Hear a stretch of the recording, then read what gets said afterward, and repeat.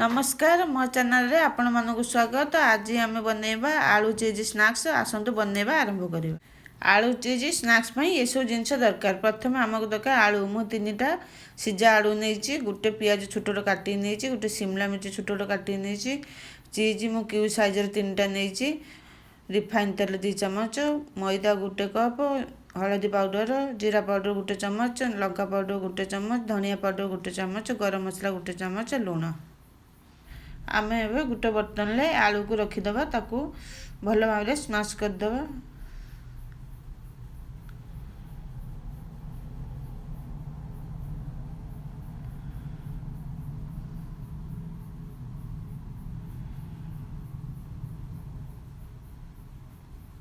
आलू भल भाव स्मैश हो जाए आम ए पियाज पकईदे, शिमला मिर्च पकईदे,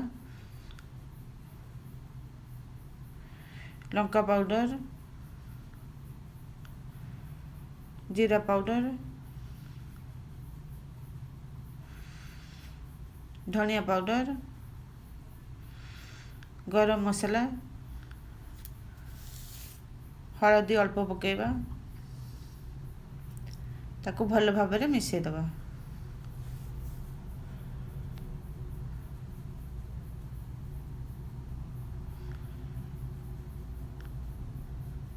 एबे से आम गोटे चम्मच लूण पकईदबा,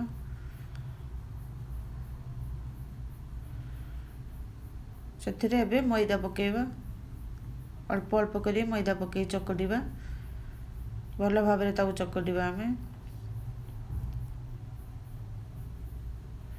एथिरे आम पानी पकेबानी,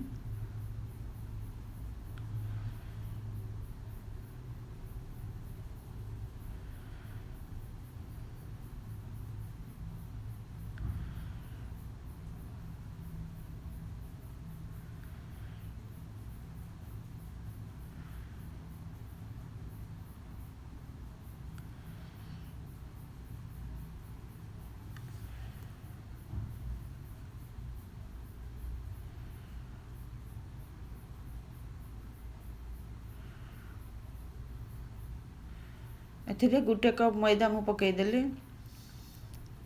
आपको भल भाव चकटी नबा।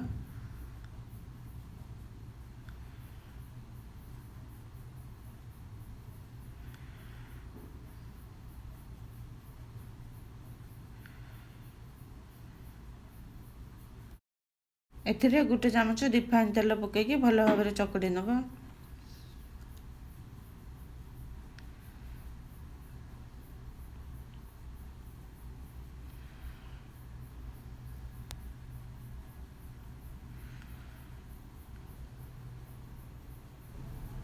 आलू मैदा भल भाव चकड़ी हो गलानी। एबे ताकू आम 2 भाग करनबा, ताकू गोल करनबा।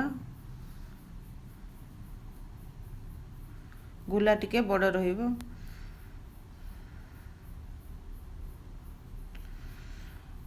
एबे आम से गुलारे सुखा मैदा लगे कि बेली नबा। ये मोटा रहिबो, बेसी पतला होबनी।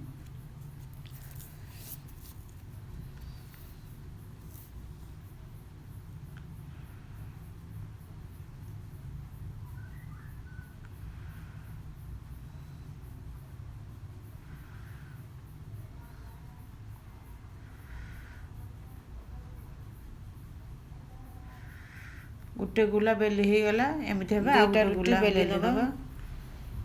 तापरे चीज को 2 खंड करनबा, एमती तापर रखीदबा।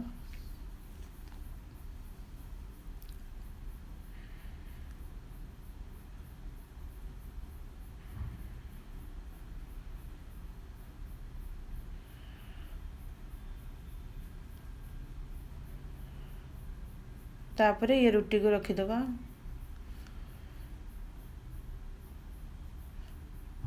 चारि पाख भल भाव प्रेस करनबा, जमीती छाणिया बेले ये खोलिबनी।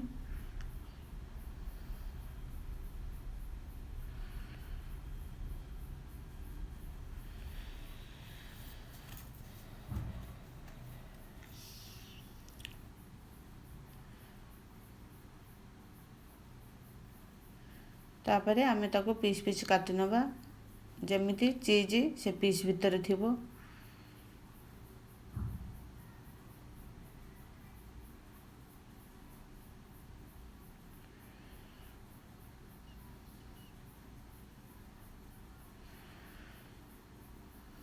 ଏମିତି ଭାବେ କାଟି ନେବା।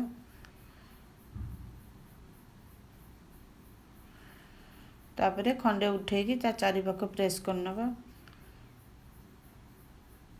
ଯେମିତି ଇଏ ତେଲରେ ଛାଣିବା ବେଳେ ଖୋଲିବନି।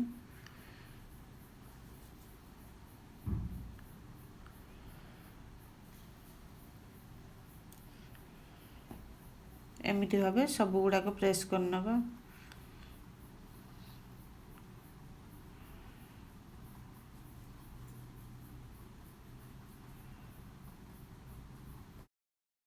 ଇଏ ଦେଖନ୍ତୁ ସବୁ ଖଣ୍ଡ ହେଇଗଲା। ମୁଁ ଗ୍ୟାସ୍ ଉପରେ ଗୋଟେ କଢ଼େଇରେ ତେଲ ରଖିଦେଇଛି, ଗ୍ୟାସ୍ ଅନ୍ କରିଦେଇଛି, ତେଲ ଗରମ ହେଇଗଲାଣି। ଏବେ ଆମେ ଏ ପିସ୍ ସବୁ ତା ଭିତରେ ପକାଇବା।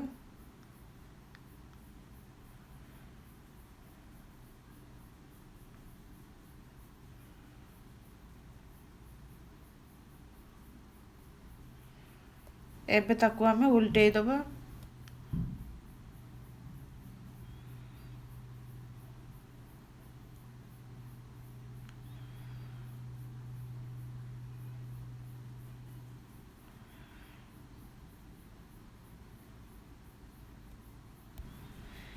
ମଝିରେ ମଝିରେ ଏମିତି ଉଲଟଉଥିବା। ଇଏ ଫ୍ରାଏ ହେଇଗଲାଣି। ଏବେ ଆମେ ତାକୁ ବାହାର କରିନେବା।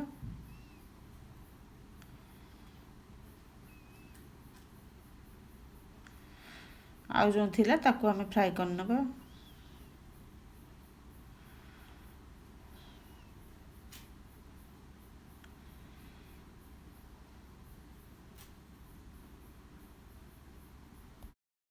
ଇଏ ଫ୍ରାଏ ହେଇଗଲାଣି। ଏବେ ଆମେ ତାକୁ ବାହାର କରିନେବା।